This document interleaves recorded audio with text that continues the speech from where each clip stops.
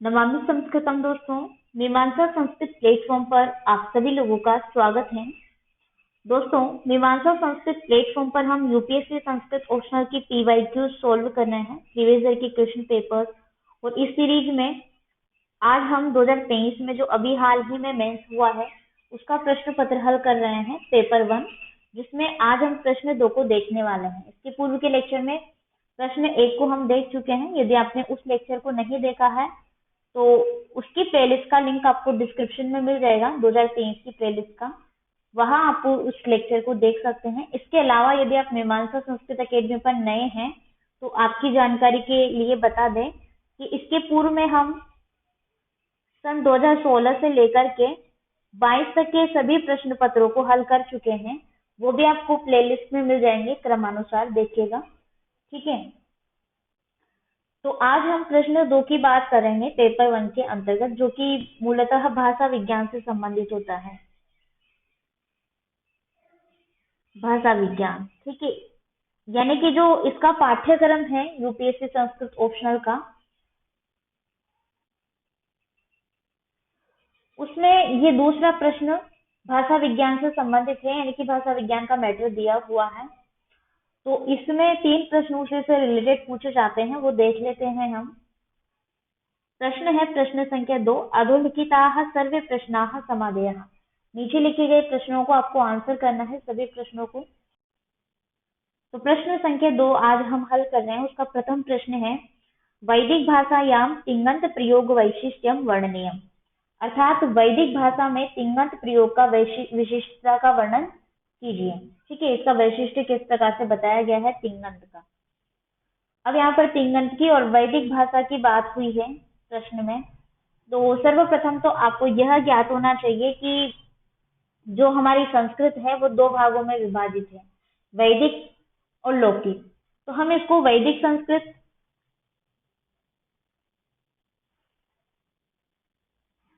और लौकिक संस्कृत के नाम से जानते हैं। यह प्रश्न आपको इस तरीके से भी पूछा जा सकता था कि वैदिक संस्कृत में तिङन्त प्रयोग की विशिष्टता का वर्णन कीजिए, ठीक है।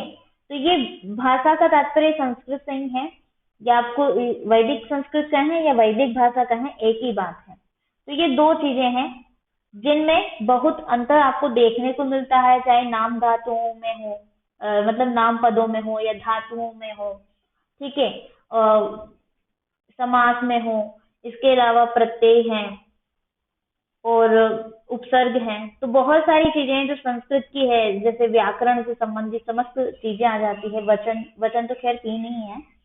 तो ये इनमें काफी अंतर आपको देखने को मिलेगा। पहले की जो वैदिक संस्कृत है वो परिष्कृत और परिमार्जित होकर ही लौकिक संस्कृत के रूप में आई है, यानी कि है वही, लेकिन उसका जो है उसको एक तरीके से सुगमता की दृष्टि से यहाँ पर प्रस्तुत कर दिया गया है लौकिक संस्कृत के अंतर्गत, ताकि अन्य जो लोग संस्कृत को नहीं जानते हैं वह भी उसका अच्छे से अध्ययन कर सके, ठीक है। जो उसके ज्ञाता नहीं है, जो विद्वान नहीं है संस्कृत में, एक सामान्य मनुष्य है, तो वह भी उसको जान सके, समझ सके। तो उस क्लिष्टता को लौकिक संस्कृत के अंतर्गत खत्म कर दिया गया है, जो कि पहले वैदिक संस्कृत में थी, ठीक है।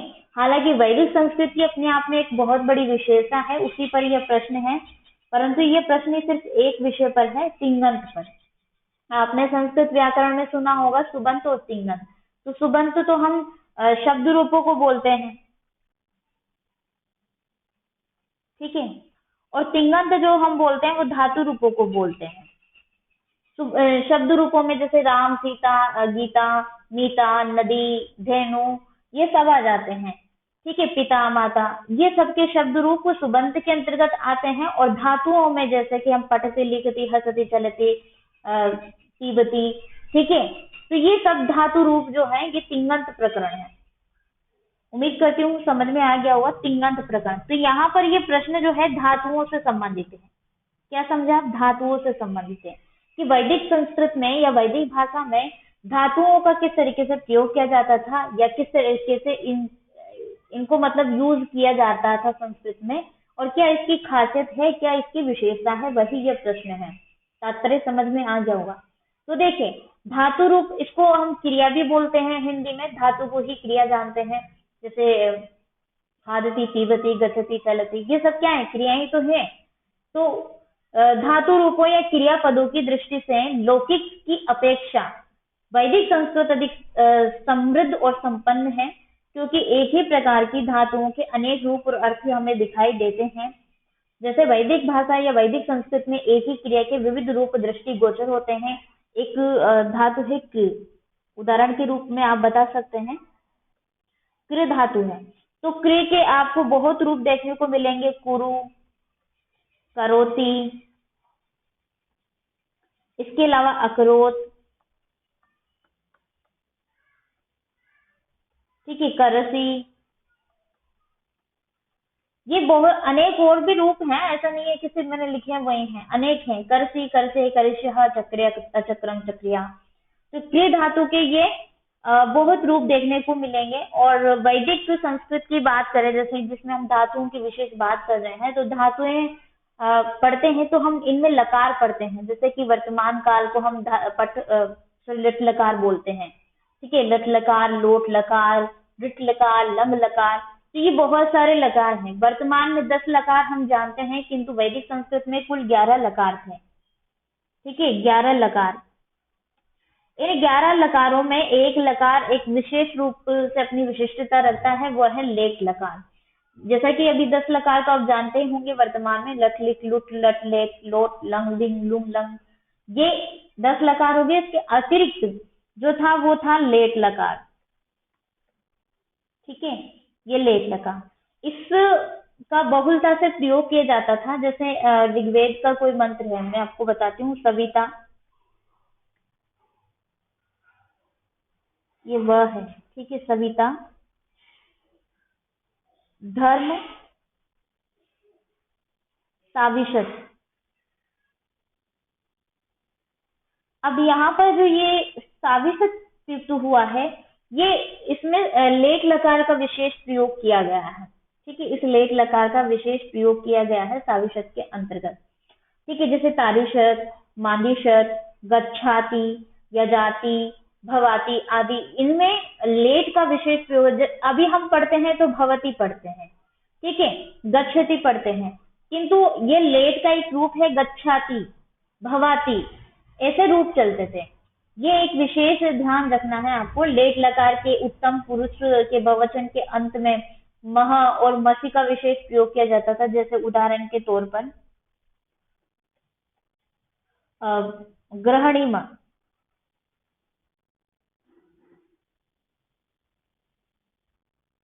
ग्रहणीमः तथा ग्रणीमसि,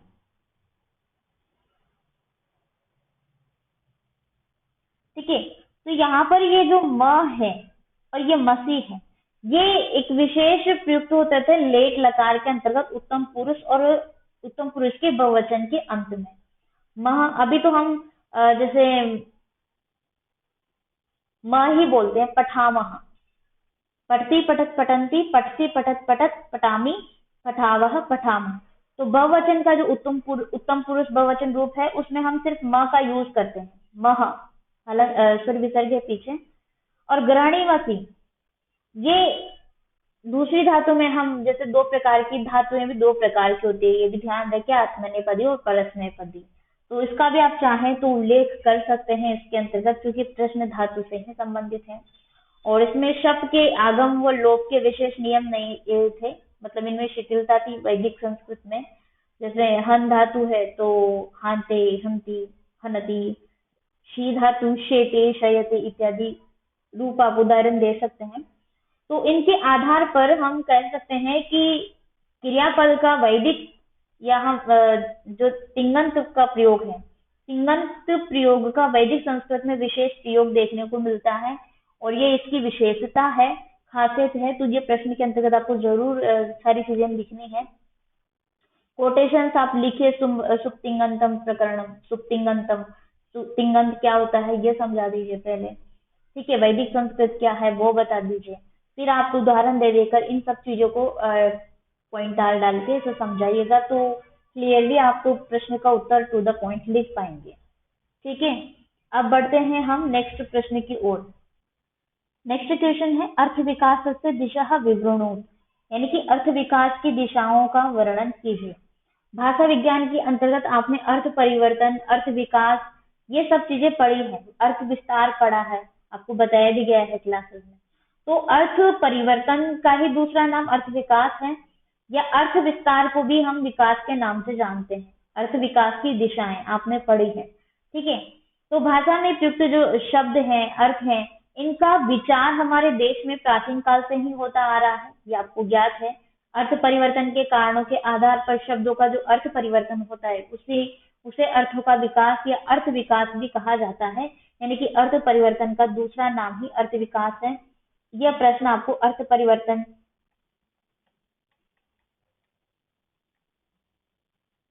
इस तरीके से भी पूछा जा सकता था। ज्यादा कुछ अंतर नहीं है, दोनों में सेम प्रश्न है, ठीक है।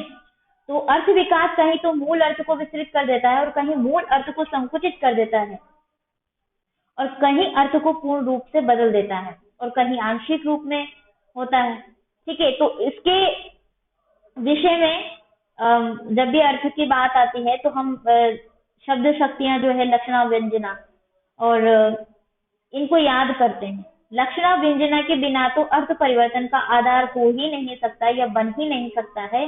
पतंजलि, भर्तृहरि तथा संस्कृत के काव्य शास्त्रकारों ने इस विषय पर विस्तार से विचार किया है और यास्क मुनि ने अर्थ परिवर्तन या अर्थ विकास को इनकी दिशाएं बताई है, जिसमें अर्थ विस्तार, अर्थ संकोच और अर्थादेश है। जैसे मैं यहाँ पर लिख देती हूँ अर्थ विस्तार,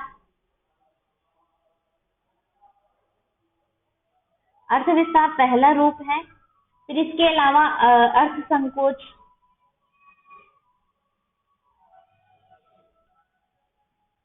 ठीक है, ये दूसरा है। और तीसरा है आपका अर्थादेश। ये तीन चीजें बताई हैं, ठीक है। अर्थ विस्तार या अर्थ विकास के अंतर्गत यास्क मुनि ने अर्थ परिवर्तन या अर्थ विकास को ये तीन दिशाएं बताई हैं: अर्थ विस्तार, अर्थ संकोच और अर्थादेश। अर्थ विस्तार का तात्पर्य होता है कि शब्दों के अर्थ का सीमित एवं संकुचित क्षेत्र से निकलकर विस्तृत एवं व्यापक हो जाना, अर्थात शब्दों का अपने मूल अर्थ से अधिक विस्तृत अर्थ बताने लग जाना। उदाहरण के तौर पर जैसे प्रवीण है, ठीक है, प्रवीण। तो प्रवीण शब्द का अर्थ पहले प्रकृष्टो वीणायाम, अर्थात वीणा वादन में बड़ा चढ़ा था, जो वीणा में निपुण था, उसी को हम प्रवीण नाम से जानते थे या प्रवीण कहते थे कि भाई ये वीणा बजाने में उत्कृष्ट है, ठीक है, प्रकृष्ट है, तो उसको हम प्रवीण कहते थे। इस प्रकार बाद में देखा गया कि बाद में किसी भी कार्य में आगे रहने वाले को प्रवीण कहा जाता है। जो भी किसी कार्य में, जैसे पढ़ाई में मेधावी हम बोलते हैं, तो उनको भी प्रवीण कहा जाता है। जैसे कोई कला में माहिर है तो ये इस कला में, चित्रकला में प्रवीण है, ऐसा हम कहते हैं। पहले ऐसा नहीं होता था। प्रवीण का जो अर्थ था वो सिर्फ और सिर्फ वीणा वादन की जिसके पास कला है उसी के लिए प्रयुक्त किया जाता था ये शब्द। बाद में सभी कलाकारों के लिए प्रवीण शब्द का यूज होने लग गया। एक है कुशल। तो कुशल शब्द का भी अर्थ विस्तार देखें हम उदाहरण के तौर पर, तो पहले केवल कुशाओं को लाने वाले को ही हम कुशल कहते थे। ऐसा कहते थे कुशान लाती इति कुशलः, ये कहलाता था। जो कुश एक प्रकार की घास होती है दोस्तों, तो जो कुश लाते हैं उनको ही हम कुशल नाम से जानते थे या कुशल पुकारते थे। प्राचीन काल में आध्यात्मिक वातावरण में गुरुकुलों में रहने वाले गुरु शिष्यों के जीवन में कुशा का बड़ा महत्व था। संभवतः प्रतिदिन और अधिक मात्रा में कुशा की आवश्यकता होती थी। आसन में, कुटीर में, अग्नि में इत्यादि कार्य में कुशा की आवश्यकता होती थी। तो जो कुशा लाने वाला व्यक्ति होता था उसे हम कुशल कहते थे। किंतु अभी क्या हो गया है कि ये कुशल बहुत लोगों के लिए प्रयुक्त किया जाने लग गया है। तो अभी देखते हैं हम, प्रत्येक व्यक्ति कुशल कहलाता है। कब कहलाता है? जब आजकल जीवन में कुशा का कोई महत्व नहीं रह गया है पहले की तरह, कुशा नहीं लाता, फिर भी किसी भी कार्य को दक्षता पूर्ण करने वाला प्रत्येक व्यक्ति कुशल कहलाता है, ठीक है। तो प्रवीण, कुशल, अभ्यास, ठीक है। अभ्यास का मूल अर्थ तीर आदि का बार बार फेंकना, परंतु अब किसी भी कार्य के बार बार करने को हम अभ्यास के नाम से जानते हैं। अभ्यास भी आप बता सकते हैं उदाहरण के तौर पर। तो ये आते हैं आपके सब चीजें प्रवीण अभ्यास कुशल अर्थ विस्तार के अंतर्गत। इसके अलावा आपका है अर्थ संकोच। अर्थ संकोच में आप बता सकते हैं कि अर्थ संकोच से भी प्रायः अधिक व्यापक और विस्तृत अर्थों में प्रचलित शब्द का सीमित और संकुचित अर्थ में प्रयुक्त होना है। उदाहरण के लिए जैसे मृग शब्द है, ठीक है, मृग है, यहां लिख देते हैं हम ऊपर मृग, ठीक है।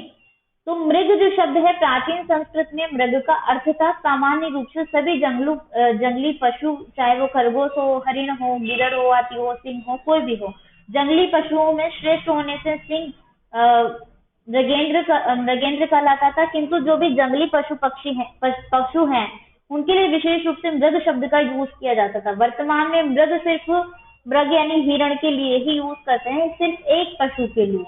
पहले वन में रहने वाले सभी पशुओं को मृग नाम से संबोधित किया जाता था, अतः जंगली जीवों के शिकार को मृगया कहा जाता था और बाद में केवल हरिण के अर्थ में ही मृग शब्द संकुचित हो गया। यानी कि पहले तो क्या हुआ, अर्थ विस्तार हो गया, फिर अर्थ संकुचित हुआ।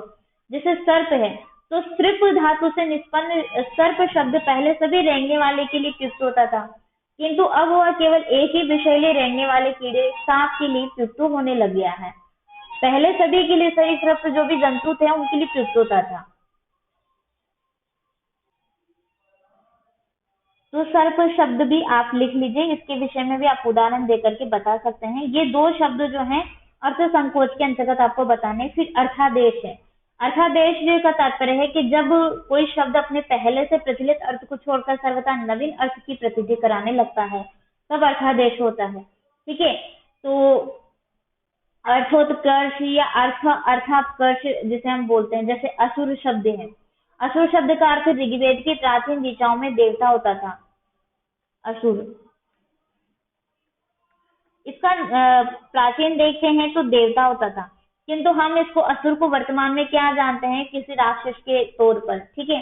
प्राचीन ऋचाओं में देवता है, किंतु बाद में यह देवता के स्थान पर राक्षस का अर्थ द्योतक हो गया और आजकल असुर से राक्षस अर्थ ही लिया जाता है, पहले ऐसा नहीं होता था। अब जैसे उष्ट्र शब्द है, ये उष्ट्र शब्द है। उष्ट्र शब्द का अर्थ भी ऋग्वेद की प्राचीन ऋचाओं में भैंसा है, किंतु बाद में इसका जो व्यवहार है मूल रूप से एक पशु यानी ऊंट के लिए किया जाने लगा है, पहले भैंसा के लिए किया जाता था।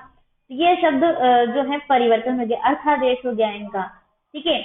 इनके अर्थ बदल गए हैं, अर्थ परिवर्तन जैसे हमने पढ़े हैं तो अर्थ बदल गए हैं।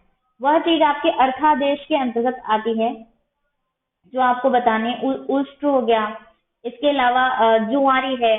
तो जुआरी ऋग्वेद की ऋचाओं में दूर्ध शब्द का अर्थ होता था जुआरी। दूर्ध शब्द है जुआरी के तौर पर प्रयुक्त किया जाता था। अब दूर्ध जो है रामायण में भी इसी अर्थ में मिलता है देखने को कहे तो, पर बाद में इसका अर्थ हो गया छल कपट करने वाला या छल कपट का व्यवहार करने वाला जो व्यक्ति है वह हो गया दूर्त। पहले केवल जुआरी के लिए दूर्त शब्द का प्रयुक्त होता था, ऋग्वेद की ऋचाओं में रामायण में देखने को मिलता है। तो आप दूर्त भी बता सकते हैं, ठीक है। तो ये था आपका अर्थादेश के अंतर्गत आने वाले, जो कि कैसे अर्थादेश होता है। तीन चीजें आपको बतानी है, अर्थ विस्तार, अर्थ संकोच और अर्थादेश। यही आपका अर्थ विकास की दिशाओं में एक वर्णन होगा, जो आप प्रश्नों में उदाहरण दे करके इनको समझाएंगे, बताएंगे पॉइंट वाइज से, ठीक है। उम्मीद करती हूँ आपको समझ में आ गया होगा, क्योंकि मैंने एक एक चीज एक्सप्लेन किए।